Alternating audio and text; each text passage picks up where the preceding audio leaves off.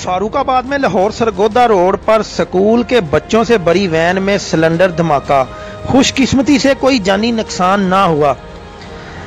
ये अफसोसनाक वाकया लाहौर सरगोदा रोड पर अल माफे CNG स्टेशन के सामने पेश आया, जहां पर स्कूल के बच्चों से भरी टोयोटा हाईएस नंबरी LZR 3311 वैन बच्चों को पानी पिलाने के लिए रुकी तो कुछ ही देर बाद गाड़ी की अगली साइड से धुआं निकलना शुरू हो गया, जिस पर काबू ना पाया जा सका और देखते ही देखते आग लग गई, जिससे गाड़ी के अंदर लगा सिलेंडर ब्लास्ट हो गया और पूरी गाड़ी जलकर राख हो गई। खुशकिस्मती से कोई जानी नुकसान नहीं हुआ, क्योंकि गाड़ी रुकते ही बच्चे उतरना शुरू हो गए थे।